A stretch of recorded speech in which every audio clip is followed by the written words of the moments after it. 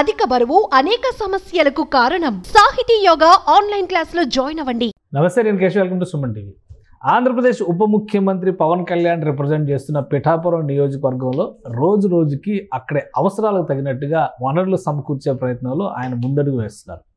గతంలో రైల్వే బ్రిడ్జిలు, railway over బ్రిడ్జిలు, అలానే ఫ్లైఓవర్లకు సంబంధించి కనీస వసతులపైన ఫోకస్ పెట్టిన పవన్ కళ్యాణ్ ఇప్పుడు ఆరోగ్యపరమైన సేవలు అందించడం పైన దృష్టి పెట్టారు. ఇప్పటికే పిఠాపురంలో ఉన్నటువంటి ఆసుపత్రుల్ని పటిష్టం చేయడం, కొత్తగా అధునాతన సౌకర్యాలు, ముఖ్యంగా మల్టీ స్పెషాలిటీ హాస్పిటల్ సౌకర్యాలని పిఠాపురం నియోజకవర్గంలో తీసుకొచ్చే ప్రయత్నం ఆయన చేస్తున్నారు. ఈ విధంగా ఈ దిశలో రాష్ట్ర ప్రభుత్వం ఏ నిర్ణయం తీసుకుంది, ఎలాంటి పరిణామాలు జరగబోతున్నాయి విశ్లేషించేటువంటి ప్రయత్నం చేద్దాం. అంతపాటు చంద్ర శ్రీనివాస్ గారు ఉన్నారు. చంద్ర శ్రీనివాస్ గారు నమస్కారం. నమస్కారం. పిఠాపురం నియోజకవర్గం అనగానే ఎలక్షన్స్ టైం నుంచి ఈయన కన్ఫర్మ్ అయింది సీట్ అనగానే ఒక అటెన్షన్ ఉంది. సో గెలిచిన తర్వాత ఏం చేస్తారనే ఆతృత కూడా ఉంది. కేంద్ర మంత్రుల దగ్గరికి వెళ్ళినప్పుడు కూడా పిఠాపురం ఫ్లైఓవర్ల గురించి, రోడ్ ఓవర్ బ్రిడ్జిల గురించి మాట్లాడుతూ ఉన్నారు. సో ఇప్పుడు టూరిజం ప్రాజెక్టులు, ఇప్పుడు కొత్తగా హెల్త్ సెక్టార్ పైన దృష్టి పెట్టారు. అక్కడ ఉన్న హాస్పిటల్ని స్ట్రెంథన్ చేయడం, ఉన్న హాస్పిటల్ని ఎన్హాన్స్ చేయడం, కొత్త సౌకర్యాలు తీసుకురావడం. సో ఆ దిశగా ఏం చేయబోతున్నారు రాష్ట్ర ప్రభుత్వం? తప్పకుండా ఇప్పుడు ఆ స్థాయిలో ముఖ్యమంత్రి స్థాయిలో కుప్పంని ఏ విధంగా ఆదర్శంగా చంద్రబాబు నాయుడు గారు తీర్చిదిద్దారో అందరికీ తెలిసిన విషయమే. అక్కడ ఏకంగా యూనివర్సిటీ కూడా వచ్చేది తెలుసు. అదేవిధంగా ఇడుపులపాయలో స్టీల్ ఫ్యాక్టరీలని రకరకాలుగా కడపకి ఆయన తీసుకెళ్లాలని పులివెందుల ఆయన ప్రయత్నం జగన్మోహన్ రెడ్డి చేశారు.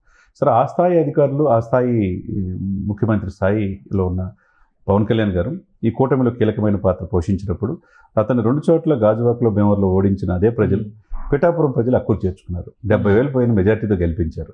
మా బిడ్డగా అని భావించారు. మరి అదే సమయంలో దాదాపు 10,000 మంది మహిళలకి చీరలు పెట్టి, ఆ తర్వాత పసుపు కుంకుమ కూడా పెట్టి నేను గుండెలో పెట్టుకుంటానని వాగ్దానం చేసినప్పుడు మరి ఆ దిశగా ఉప ముఖ్యమంత్రి గారు చేయాల్సిన బాధ్యత కూడా ఉంది కదా. ఫస్ట్ ఉప్పిన సినిమా తీసిన ఉప్పాడ బీచ్ని మెరీనా బీచ్ని తలదన్నే బీచ్గా చేస్తున్నాడు. ఆ దిశగా అధికారులతో మాట్లాడుతున్నారు. మీరు చెప్పినట్టుగా రెనోవేషన్ కొన్ని మరుగురు పడిన వాటిని స్కూల్స్ను కూడా వాళ్ళకి డిజిటల్ క్లాస్ రూమ్స్ చేయడానికి ఆ దిశగా వెళ్తున్నారు. టూరిజం ప్రాజెక్ట్స్ తీసుకొస్తున్నారు. ఇకపోతే ఆధ్యాత్మికతకి ఆంధ్ర కాశీగా భావిస్తారనమాట పిఠాపురాన్ని. ఆధ్యాత్మిక శోభ తీసుకొస్తానని చెప్పాడు. దేశానికి ఆయన మొట్టమొదటి ఏంటంటే ఆయన మాట, దేశానికి ఒక ఆదర్శంగా పిఠాపురాన్ని తీర్చిదిద్దుతున్నారు. ఆ దిశగా స్టెప్ బై స్టెప్ తీసుకెళ్తున్నారు.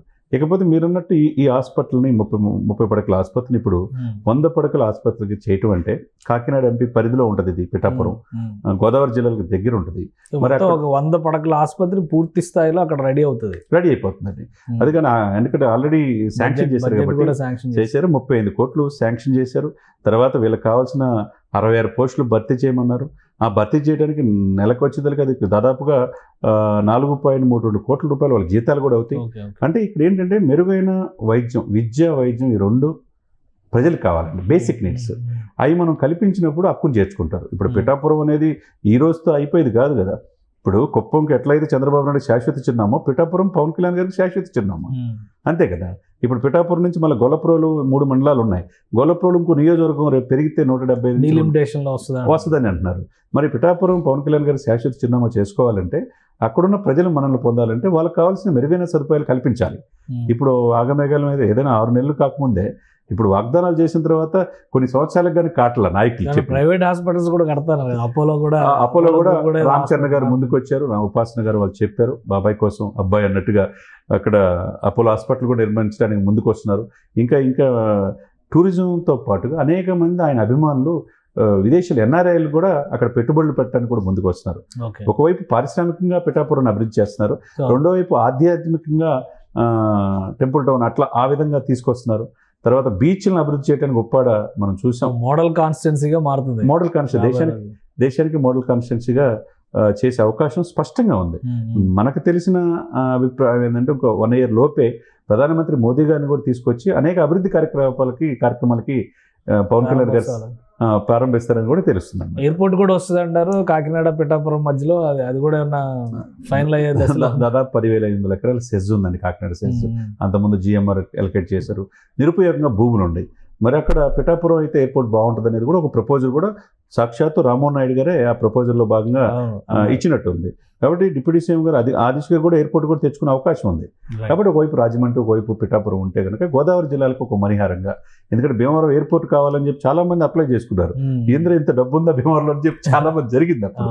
కాబట్టి ఈ రెండు కనుక వస్తే కనుక ఇక్కడ టూరిజంతో పాటు ట్రాన్స్పోర్ట్ ఫెసిలిటీస్ ఎక్కువగా, ఇప్పుడు రాజమండ్రి ఉంది సార్ ఎయిర్పోర్ట్ చూశారు కదా, మిగతా అయోధ్యకు కూడా చేస్తున్నారు, మిగతా ఢిల్లీకి కూడా డైరెక్ట్ ఫ్లైట్ వచ్చే అవకాశం ఉంది. కాబట్టి ట్రాన్స్పోర్ట్ ఫెసిలిటీస్ ఎప్పుడైతే పెరుగుతాయి, మనం హైదరాబాద్ని ఎందుకు హైదరాబాద్ అందరిని అక్కుడు చేర్చుకునేదంటే రోడ్డు కనెక్టివిటీతో పాటు ఇంటర్నేషనల్ కనెక్టివిటీ కూడా ఎక్కువ ఉంది కదా. కాబట్టి హైదరాబాద్ ఫాస్టెస్ట్ గ్రోయింగ్ సిటీగా ఉంది. అదేవిధంగా ఆంధ్రప్రదేశ్లో ఇటువంటి గోదావరి అంటే సీ పోస్ట్ గుజరాత్లో తన తీర ప్రాంతం ఉంది కాబట్టి తీర ప్రాంతం ఫుడ్ ప్రాసెసింగ్ యూనిట్స్ అభివృద్ధి చేసుకోవాలా, తర్వాత నియోజకవర్గాలు అభివృద్ధి చేసుకుంటే రాష్ట్రం అభివృద్ధి పదంలో ముందుకెళ్ళాలి. రైట్. థ్యాంక్ యూ శ్రీనివాస్ గారు. ఇది పిఠాపురం నియోజకవర్గాన్ని ఒక మోడల్ కాన్స్టిట్యున్సీగా డెవలప్ చేసే ప్రయత్నాల్లో ఏపీ డిప్యూటీ సీఎం ఉన్నారు.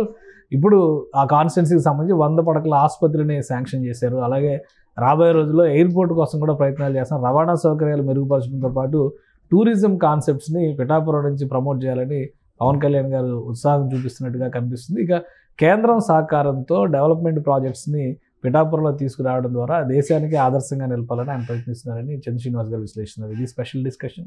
Keep watching. సుమన్ టీవీలో మీ పర్సనల్ అండ్ బిజినెస్ ప్రమోషన్స్ కోసం కింది నెంబర్కి కాంటాక్ట్ చేయండి.